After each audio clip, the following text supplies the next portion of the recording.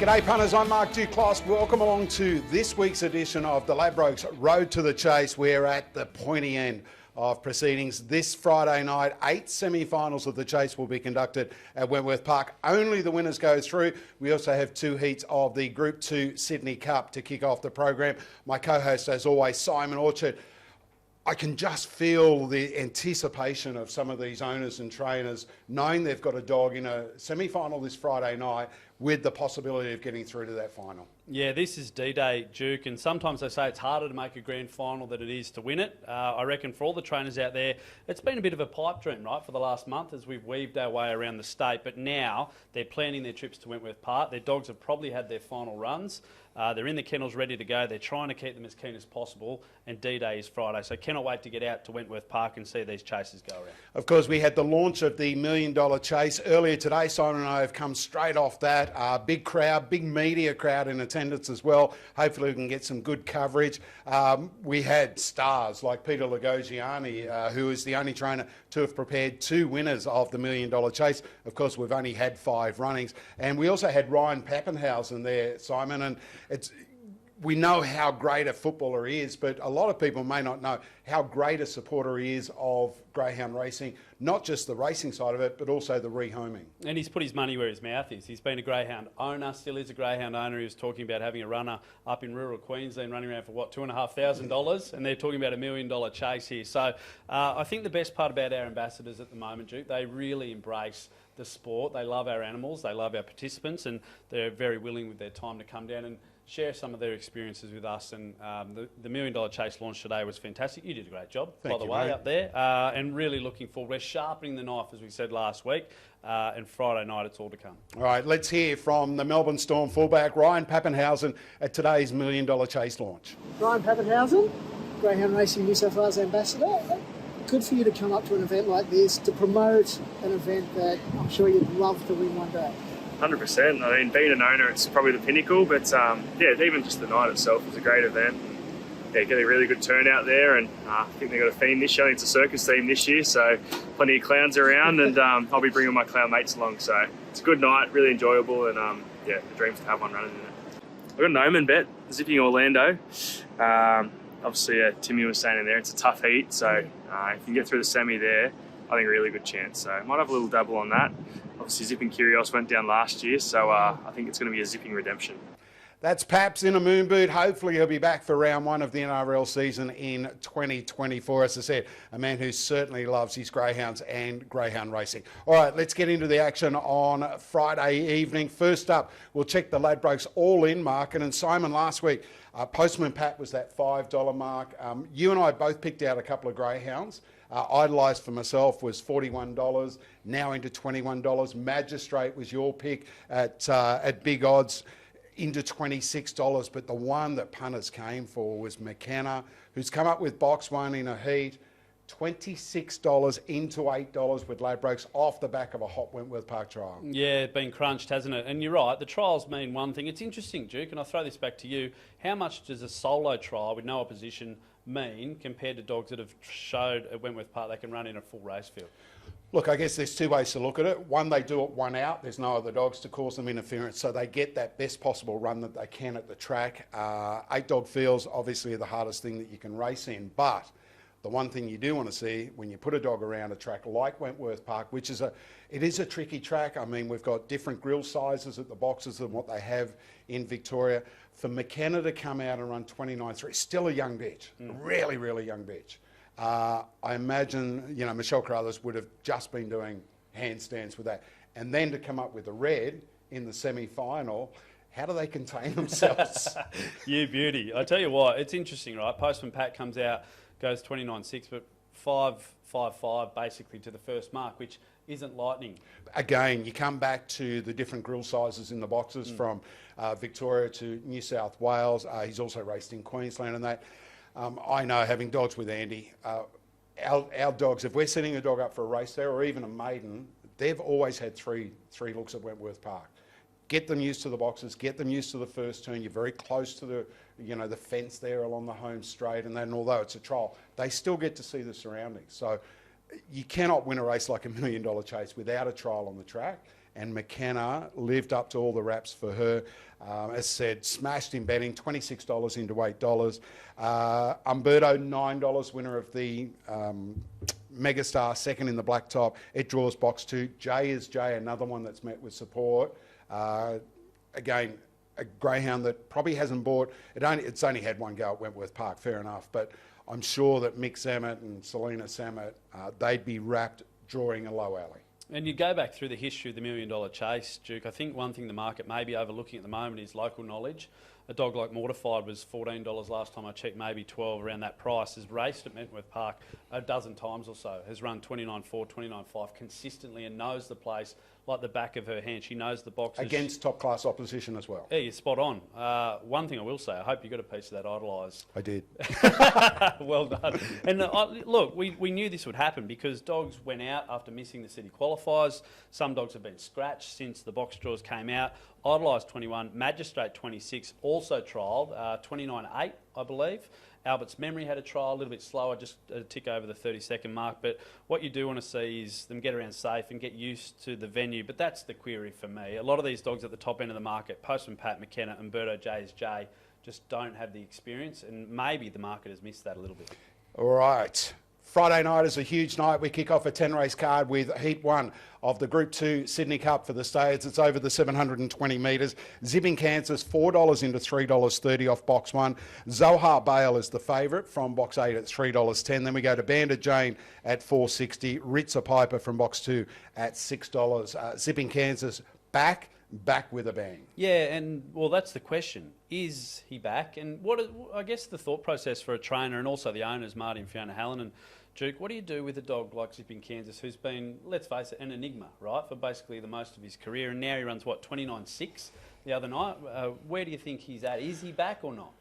We'll know on Friday night when he steps back up to the 720. Of course, he's run 41.4 there at Wentworth Park. Some people labelled him a potential Hall of Famer after one start, which is, you know, it's a quote that, you know, you live and die by it. He hasn't lived up to those raps. He is a greyhound, so we know he can run the hands off the clock. He's also a greyhound that needs things to go his own way in a race, but there's no doubting his ability. I think from box 1, you just want to see him come out because you don't want to see him miss the start, get pushed back along the fence, and they have to do it from behind. That could be a bridge too far. But, you know, when you look for early leaders in this race again, Kansas, he could lead off the red if he came out. I mean, his 5:20 run was terrific. The other early pace in the race is Bandit Jane, who ran up to a terrific race at Dapto last week over the 600 metres, just outside a track record. And then you've got Ritza Piper, so you've got early speed in this race. Yeah, you sure do. Bandit Jane, the only dog to go under 34 over 600 at Dapto. And then Ritza Piper comes off that Sonia Hornery Stayers win up at Newcastle a couple of weeks ago. And Joe Scary, I love the bloke. One of the tallest trainers we've got, but one of the biggest smiles. When he has a win, and after that win at Newcastle, he was just over the moon. He's been trying so hard. He's travelled this bitch all around the country trying to get her in big races. So for him, I'd love him to get another big scalp after winning the summer distance plate with her. She's such a gallant little bitch, and as I say, from box 2, she's going to get every opportunity. If she comes out in front, which I honestly expect that she'll beat Zipping Kansas out of the box. If she comes out, Jane will probably come out from box 5. They'll set the pace. You've got Zohar Bale out from box 8. This is a really intriguing race. Race number 1 on the card. The first 4 go through. The tips from the dogs.com.au in the opening event on the card. 1, 2, 8 and 3. Race 2 at Wenny on Friday night. Heat 2 of the Sydney Cup. Zipping Vanessa, all the rage. Early markets with Ladbrokes, $2.10 into $1.85 after coming up with the inside. Triumph for Jason Thompson draws the squeeze. It's at $4.60. Valpolicella, I think is the way you pronounce it. It's a wine region in Italy. And this greyhound owned by Sandro Piccini, who's been a long-time supporter and owner of greyhounds for many, many years. It's at $5.50. I'm really surprised about that price, because it trialled well at Wenny over the 700. And the litter have done really well, Duke. 27% win rate for them through their start so far in their career. Triumph's the interesting one. Pete Lagagione trialled 2 dogs on Saturday night. One was Postman Pat, which we had to find out with a bit of snooping. The other was a stayer. That's all he told me. And conveniently, Pete said, I'm not going to tell you who they are. Does this stuff sort of still happen where they paint the dog's tail? Or No, Simon. We may put a little bit of white spot on there. No. Look, in the days that we're in now, there's plenty of touts at Wentworth Park who watch every single trial. They know who it was. It's up to Pete to tell us, up to Jason to tell us. But if he told you it was a stayer, I'd say the odds are that it was Triumph. Tough assignment, box number 5, Zipping Vanessa's flying. And as I say, Val Policella off, box 7 at $5.50 and off a good trial, 41.8 I think it was. I think it's over the odds at $5.50. Yeah, look, certainly I totally agree over the odds. Zipping Vanessa $1.85, you probably don't want too much of that, but she's been remarkable, Duke. 25 or so race starts, still just a baby, really, in the staying caper. And we know the Finn Camp masters of stepping dogs up, of freshening dogs and getting back over the sprint trip. They've got an embarrassment of riches at the moment with so many good dogs coming through, and we haven't even got to the chase. So the Sydney Cup, it's great to see a couple of heats. We weren't sure where the staying ranks are, and I guess it might be a conversation for another time, but staying in New South Wales, are we developing, Duke? Are we just... You've got to have the dog that can run 700. I mean, that's the biggest problem that we've got at the moment is greyhounds, may or may not run 720 metres. There's a dearth of stays. And I mean, it's not just limited to New South Wales. You look at every feature staying race, and obviously it's a smaller pool of dogs to draw from as well. But, there's serious money on offer, and... you've got 2 heats, you've got to run first 4 to get through to a final, so it's good money. The tips in race 2 from thedogs.com.au, 1, 5, 6 and 7, Zipping Vanessa on top. Race 3 at Wenny on Friday night is the first of the big ones, the first of the Ladbrokes $1 Million Chase semi-finals. McKenna draws box number 1 and has been smashed in betting, not just pre-post, but for this race as well, Simon. $1.70 into $1.50. She's going to get a little bit of room to move. We have to remember this, drawn directly outside her in box 2, who's also had support, $5.50 into $4.80. Nangar Rocket box 3, $6. Zipping Caleb at $7. Look, if she runs up to a 29.3 trial, and you asked the question before about dogs trialling the track 1 out or in a field, look, if you're going to get in the race like the $1 Million Chase semi and the dog that does want the fence, that's where you want McKenna to be. Yeah, hell of a draw. Like you say, they'll be doing cartwheels down there, the Carruthers camp. It's interesting. Glenn Munsey said this morning at the $1 Million Chase launch, this is the worst way for Ladbrokes to go. What was it? Opening price around $30. Yeah, $31 into $8. Yeah, it's amazing. And what she's been able to achieve in such a short time. We said on the program last week, any dog that goes within a length of She's a Pearl's record at tomorrow can run, and the fact that she's done it off only a dozen or so starts is remarkable. Zipping Caleb's the interesting one for me, Duke. We go back 12 months to the Zoom Top Maiden. Zipping Orlando. Best form race of all year, anywhere in New South Wales is the Zoom Top Maiden. Amazing. And then we fast forward 12 months. Who comes out of the Zoom Top Maiden? Zipping Caleb and Bandit Bluey. And Caleb runs, 29.56, fastest of the city qualifiers last weekend to qualify. So, again, that Zoom Top Maiden is really standing up. I know it's only, 2 months removed, but Bandit Bluey, Andy Lord goes on record to say maybe the next Pearl, which is a huge... I'll tell you what he said about it a little bit later. But I like Zipping Caleb at the price. I'm not going to say McKenna can't win, but at the price, $7 at the moment, we haven't even talked about Remember This or Nango Rocket. Yeah, and look, the thing is, Zipping Caleb, a young pup, draws wide. It will need an enormous amount of luck to win this race, particularly if McKenna comes out. And we saw her from box 5 in that Temora regional final. She was outstanding, like really outstanding. She'd only been there, I don't think she trialled there, she won a heat. She then won the semi-final, regional final against good opposition. Trials it when he goes 29.3, comes up with a red in the semi-final. It's just everything has fallen into place. Is it too good to be true, Duke? That's racing, mate. Sometimes it does, and they'll always say the over's got will get you. Look, for the Carruthers, I hope that she gets through to the through to the final. Again, it's one of those fairy tale stories. The tips from thedogs.com.au in race 3, the first of the semi-finals of the $1 Million Chase, 1, 3, 7 and 2. McKenna, the on-top tip.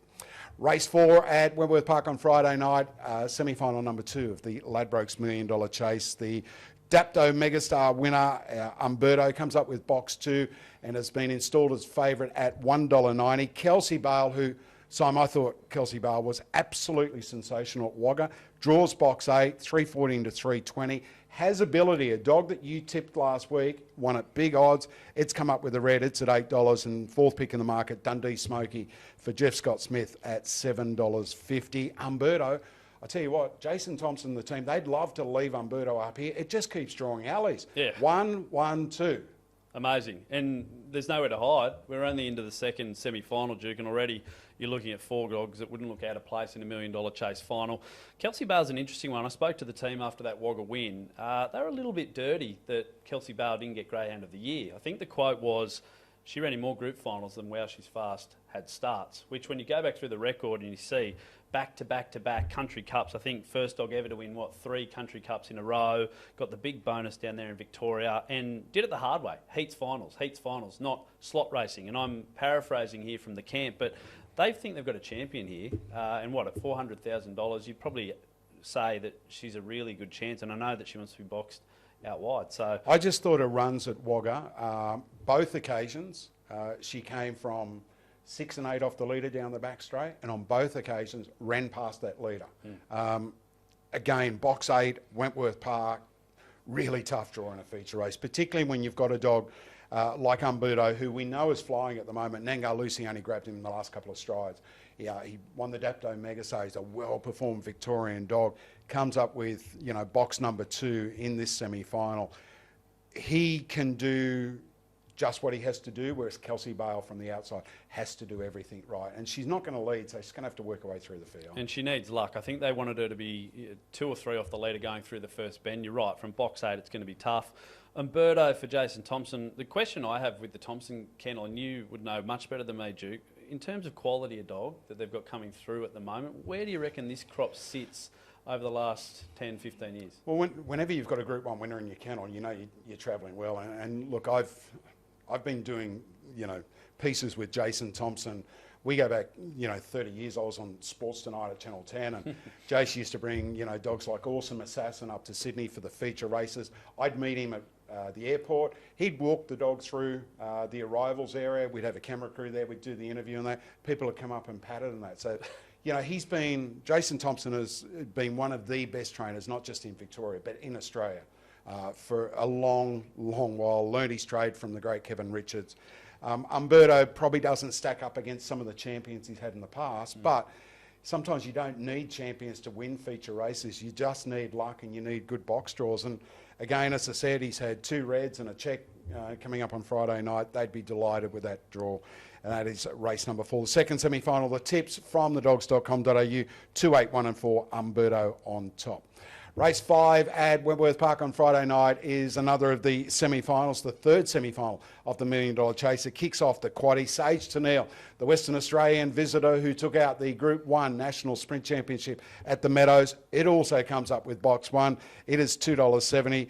J is J from box 2, the Queensland Greyhound, well supported in the markets now. It draws box 2 at $2.80. Zipping Orlando, for those who'd like to know, Ryan Pappenhausen's tip for the $1 Million Chase, and we know that Orlando loves Wenty. It's drawn box 5, $4.80. Mr. Yellowstone, who was a terrific third behind McKenna in that regional final at Temora, $7.50 off box number 8. It's interesting, and I don't want to throw a cat amongst the pigeons here, Duke, but the conspiracy theorists will say, well, hang on, McKenna's drawn box 1, Umberto's drawn box 2, and Sage Tennille. So I don't want to buy into it too much, but I can hear them already. So I've owned dogs since I was 15 years of age, right? It's nearly 50 years now, and I'll tell you this, and there are so many conspiracy theorists about box draws and that. I learned a long time ago, you take the good with the bad. I've had dogs that, I've had, like We Don't Share, the winner of the $1 Million Chase Maiden last year. I think he's had 27 starts, drawn box 1 once, has never drawn box 2. Again, you look at, and then I've got another dog at the moment, Tricolour Magic, just keeps drawing the red. It's tough. But look, Sage Tennille, she's trialled. So Cody Charles has brought her over from Western Australia. He's staying with Michael Ivers, who of course is one of Australia's great breeders. Up on the Central Coast, Cody is no stranger to, he's a stranger to $1 Million Chase semi, but he's won big races in the past. And it's, I guess, looking at that trial form and Cody being interviewed afterwards, you're sort of a bit unsure if you haven't been to any park for a while, or you're wondering what dogs run. So I know that he was asking around, is that a good time? Are we happy with that? And I think that filled him with a bit of confidence, knowing that first look, Sage Tennille ran a pretty good race. Jay's Jay. It's the query dog now, so I'm drawing box 2 beside her. What do you do with him? Last week, finally, I guess, not the monkey off the back, hasn't had a lot of starts at Wenty Park, but just hasn't been able to replicate that brilliant form at Albion Park down here at Wenty. Zipping Orlando is going to be waiting to pounce. I guess the query is, where does he get to from box 5, knowing that there's a bit of pace around? But JSJ for me at 280 at the moment. This is a tough race.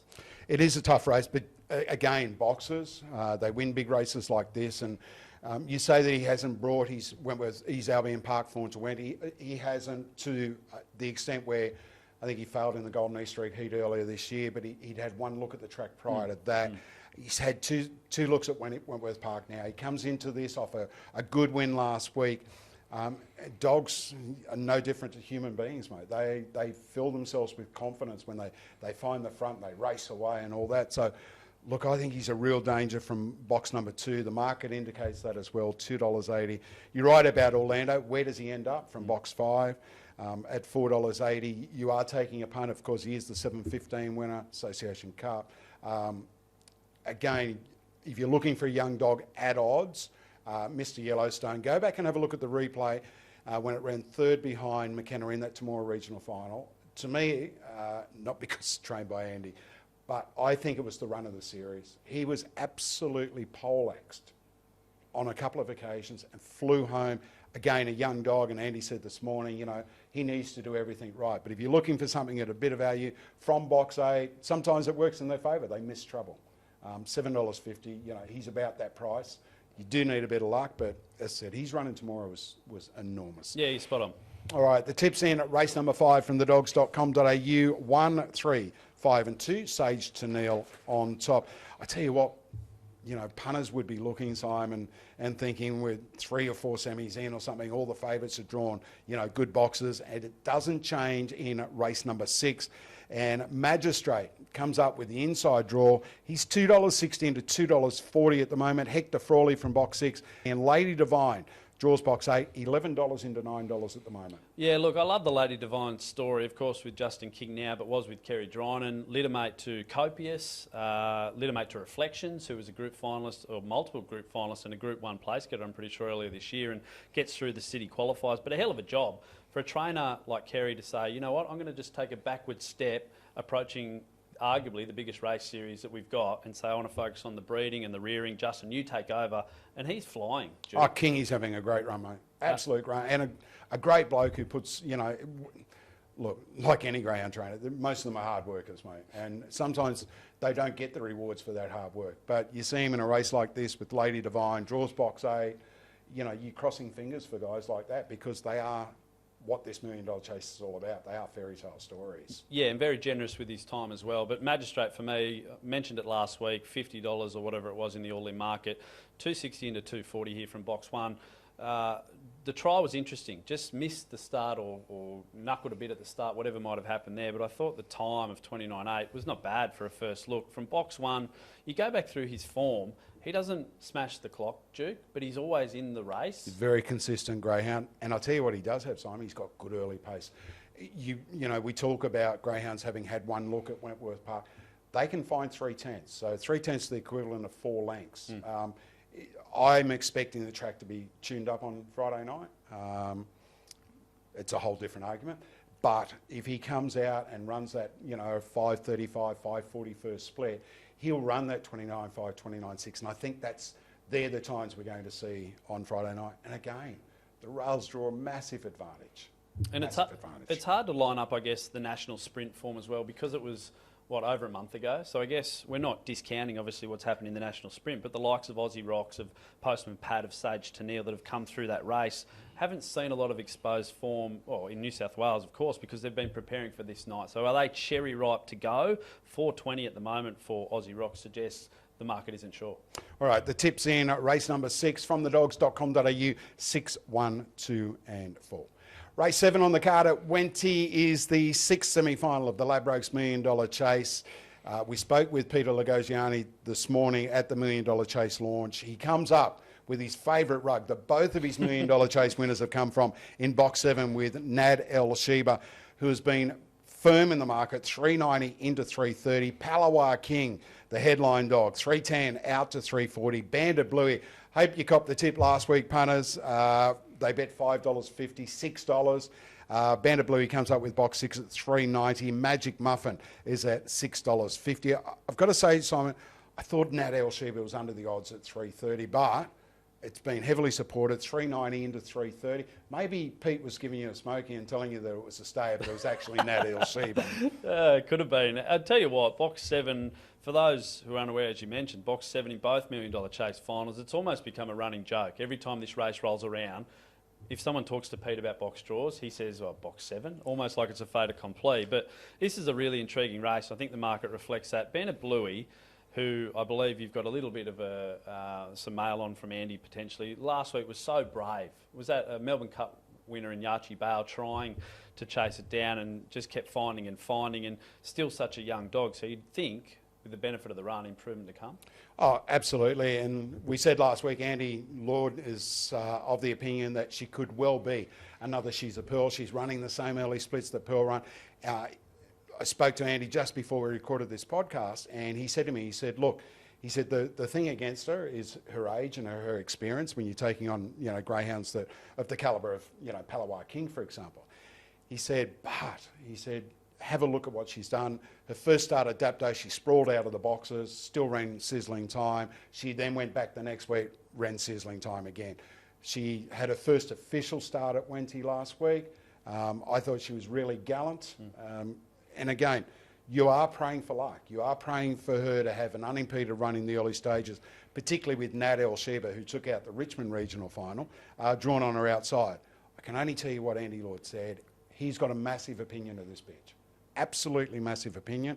He said, do not think it is out of the realms of possibility that a dog at start 7 can win a race like the $1 Million Chase. Yeah, it's intriguing. I went through and had a look at the last 5 winners, and it's only a small sample size, but the age demographic says that 2 years, 8 months, roughly, is the sweet spot for our winners. I think McInerney, the oldest winner, last year at just a touch over 3, but that 2 years, 7 months with about 30 to 40 starts is the sweet spot, or the average, I guess, of our $1 Million Chase winners. I'd love to see a dog like McKenna, Bandit Bluey, one of these young rising stars, just put that to the sword and advance to the final and then maybe take the race out. Palawa King, of course, a headline dog. He'll be back out the back of the field in the early stages, particularly in this race with a lot of early pace in that. But again, he's a dog. He's a 29.5, 29.6 dog over the 500 there, and he came into the semi-finals, one of the lucky losers. Again, luck can play a big part in a race like that. He gets through to the semi-finals. There's no dog in this series with a bigger finishing burst than Palawa King. And isn't it great to watch, Duke? I know, when I first started getting into the content game around greyhounds, I was asking a lot of trainers, who do you like to watch? And stayers who power home over the top was something that got people most exhilarated, I guess. And Palawa King, you only have to go back through the replay last week and think, well, no chance. And then the flashing light at the end, even though he didn't get up, still so exciting. So if Palawa King is within, 2 or 3 lengths rounding the bend, it's over. It wins. I don't care who's in front, mate. But, that's the case. He's got to get to that point. You've got to clear out. Exactly. You've got to, you have to think of where he's going to be in the early stages, how he's going to get a run through the field, but never, ever discount a dog like Palawa King with his finishing burst. The tips in race 7 from thedogs.com.au, they are 7, 4, 6 and 1. Race 8 at Wenty on Friday night, semi-final number 6 of the Ladbrokes $1 Million Chase, the one that everyone has been waiting to see. The pre-post favourite for the series, and that is Postman Pat, comes up with box number 8. He is $1.75 in favourite, quantifiable from box 7 at $3.50, Royal Nengar $5.50. They're the only 3 runners under double figure odds, Simon. Again, there's been a lot of anticipation. He is another headline dog, Postman Pat. He's trialled at Wentworth Park. And punters have got plenty on. He's $10 into $5.50 as far as the pre-post goes. The map on this race in particular, Duke, is so intriguing for me. Quantifiable in 7, I would argue, one of the better beginners in the state, and a dog that just seems to be getting stronger and stronger, especially at Wenty Park. Didn't show her best through the Nowra Regional Final Series, but we saw last week, if she gets out on the arm, and Chris O'Brien has this same racing pattern with Mortified, with Modern Swinger, the litter mates, quantifiable, is she the fly in the ointment for Postman Pat? Absolutely, mate, because she's not a greyhound that I have that wants to carve hard across to the fence. She'll run a straight line into that first turn. She may also present Postman Pat with the perfect run into that first turn, that she gets out, she might get a half a length in front. He's just got that saloon passage into the first turn. Postman Pat, his record from box number 8, he's had 3 starts for 2 wins and 1 second. Again, he's been in the care of Peter Lagosiani, pre-Megastar. Not pre-Megastar, sorry, I'm getting confused with Umberto. Postman Pat has been with Jason since that national sprint final at the Meadows. Again, he scraped through. He finished 4th in that event. So you look at luck, and that's what can happen sometimes. You need that luck to get through to a big race. And I know the wraps are there, and everyone's looking at Postman Pat, obviously favourite for the race when the first markets went up and has been crunched in since. I'm not knocking the dog at all. All I'm saying is, what has he won since he's been on Australian shores in terms of big races? And I know he hasn't had a lot of opportunity, but the spruik is there. I'd love to see the dog come out and really rock our socks with a 29.5 run. I mean, look, I think he can go faster than 29.5 if he gets clear air early. He ran 29.1 at Sandown Park a couple of weeks ago. He's a high quality dog, and the big thing in Postman Pat's favour, he's prepared by Jason Thompson, mate. So he certainly knows how to win a big one, although he hasn't won a $1 million chase at the moment. The tips in race number 8, 6th semi-final of the $1 million chase from thedogs.com.au, 8, 7, 4 and 6. Race 9 on the card, the 7th semi-final of the Ladbrokes $1 million chase. Nangar Lucy, the gallant Group 2 Blacktop winner. She draws box 4 and is currently at $2.20. Landon Bale from box 8 at $3.20. Tinker Storm, another Victorian chaser, at $4.80. Blue Goose Boy will now get a start in this race. The first reserve, he's $7.50 into $5. We won't know until Friday morning what box he's come up with. There's only one scratching in the race at the moment, but if there's another scratching, there'll be a ballot for the box. Right. Okay. So that's where the situation lies, as far as I'm aware. So Aki Princess is a scratching from box 2. If there's no further scratchings, Blue Goose Boys goes into that, and as I say, he's been heavily supported already. Yeah, and the GAT camp know how to prepare a dog for a big race. I find them really intriguing. Maybe don't have the depth of numbers, I guess, that some of the other bigger kennels have, but always have their chargers primed and ready to win big races. And always has a good dog in the camp. Always does. For me, look, Nangar Lucy, quantifiable from the last race, is a little bit similar. You talk to Chris O'Brien, you talk to Dennis Barnes. These dogs need to ping to be out in front. I spoke to Hang on. Barnesy said to you pre-race of the Blacktop, mate, if she doesn't lead, she can't win. She can't win, exactly. So go He doesn't tell fibs, but... Yeah, and it was a bold performance, but I guess... Oh, it was a terrific run. The question for you, Duke, is I spoke to Chris this morning, I spoke to Dennis a few weeks ago. What did you do during the week to get them to ping? And Chris O'Brien said it after the City qualifiers last week. Mate, I don't know. I took her for a stir-up, and then I took her inside. Yeah, I heard the week him say before, that. I stirred her up. I took her inside. I didn't do the stir-up. She rocks back and forth in the boxes. How do we fix that sort of behaviour? And it's the age-old question. We talk to trainers all the time. What do they need to do? They need to jump. So how? I guess it's the million-dollar question. You know, if you're talking dogs with 1 or 2 starts, that's a different kettle of fish. You want, once a dog, and think about it, by the time the dog gets to a racetrack, it's probably had 20 trials or 20 jump outs from boxes and all that. So if you've got a bad beginner, very rarely, Simon, do they, even at start, say 10, which might be trial 30, they're not going to all of a sudden, the penny's not going to drop and they're going to go, oh, I'll come out. I'll tell you what the good trainers do, but they don't change their routines unless they absolutely positively have to. You know, if you've got a dog that, the training format is you race on the Saturday night, easy couple of days, maybe a sprint run, maybe a trial up the hill, up the straight on a Wednesday, and then again, you just put it away until race night. The good trainers don't change things, mate. They know that they've got that dog to that point by doing what they've done previously. Just because you've got the red, do you go and give it 4 jump outs? Well, if you're an inexperienced trainer, you do, but I'll tell you what, blokes like Andy Lloyd, Dennis Barnes, Chris O'Brien, change the stir up a little bit, but there's no way in the world they've got them coming out of a box 10 times on a Tuesday morning trying to get them to start. Yeah. So, I like Nangar Lucy. I love her racing pattern. Have a look at that Group 2 Blacktop win. 4 lengths off them early, struck trouble, and then to have the hide to check off the heels of Umberto, a Group 1 Dapto Megastar winner. Check off its heels in the home straight, flash home and beat.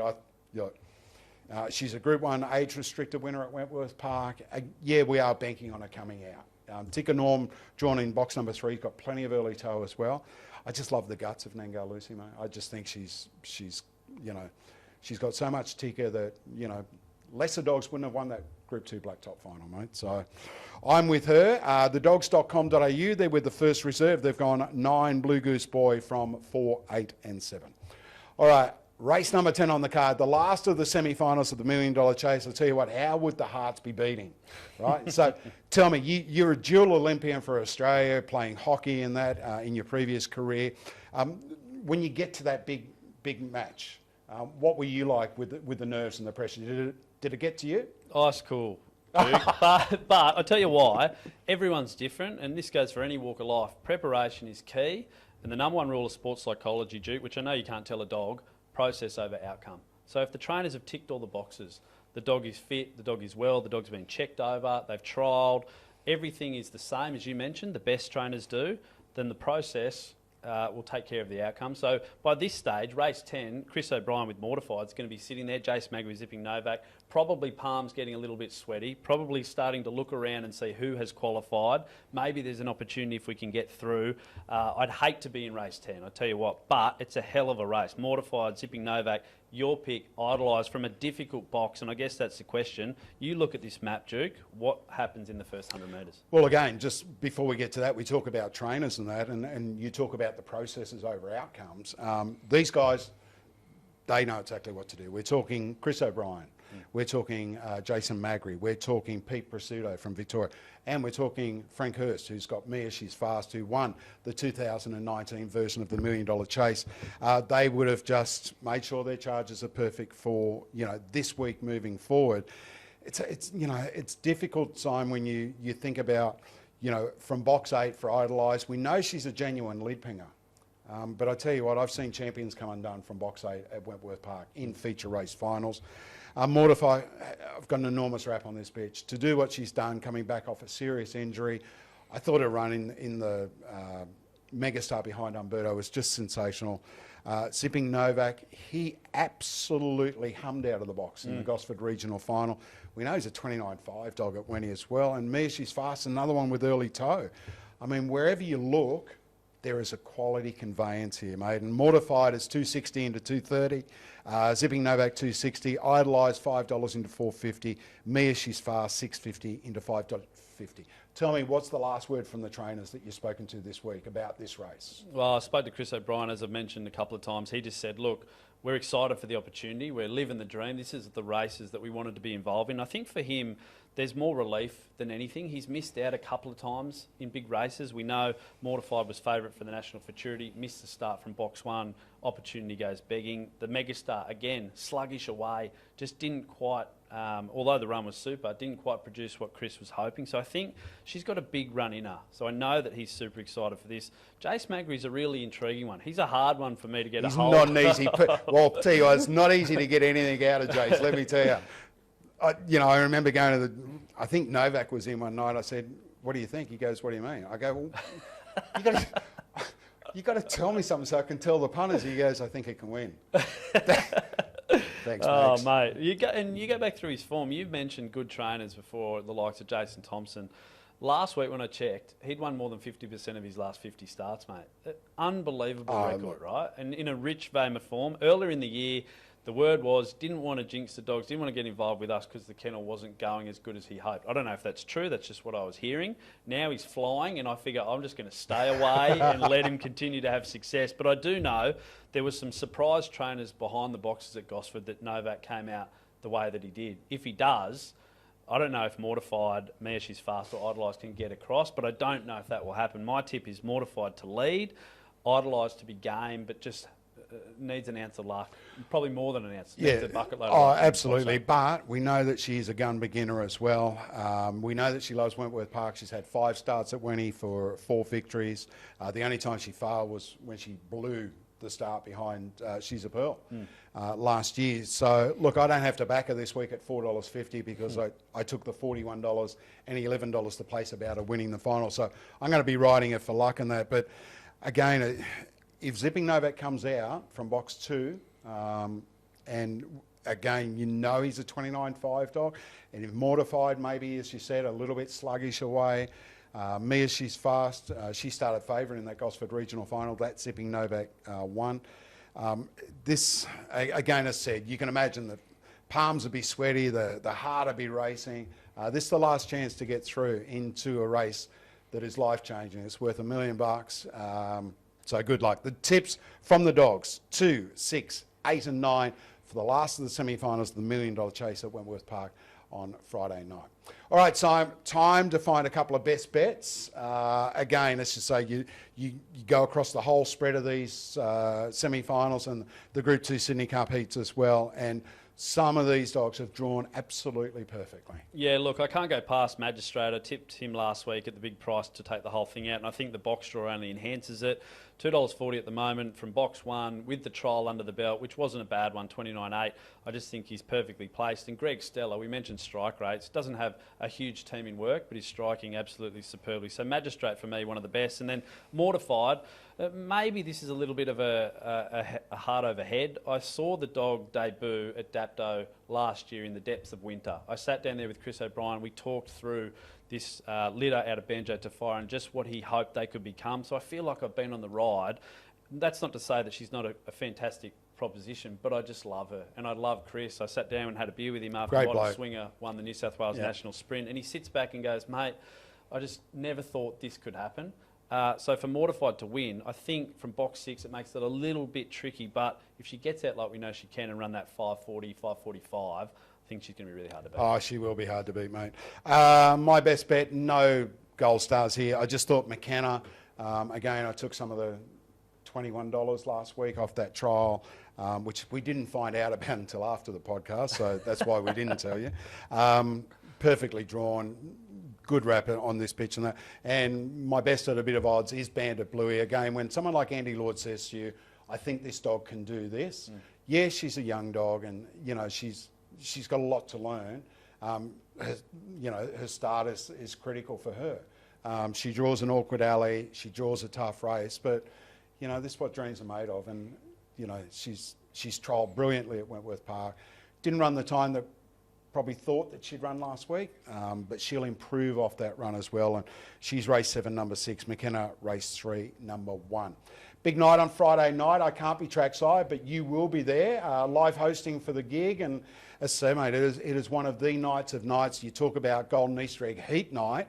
$1 Million Chase semi-final night is right up there as one of the best of the year. Mate, let me just say, I'm looking forward to you coming back. The chair is going to be mate, very if you warm. do a good job, I'll be happy to bail. No chance. Last thing for me that I want to throw to you, you have been involved, especially in the last 12 months, in the $1 Million Chase Carnival as an owner. I look back at some photos this week of other winners. You were there, huge smile on your face, and rightly so. What does it mean for our participants just to have a runner, let alone win one of these feature races? Look, I can only imagine it's similar to someone having a runner on Melbourne Cup Day. You might have a 50-1 shot in a a benchmark or whatever, 64, whatever they call it in the thoroughbreds. I got no idea.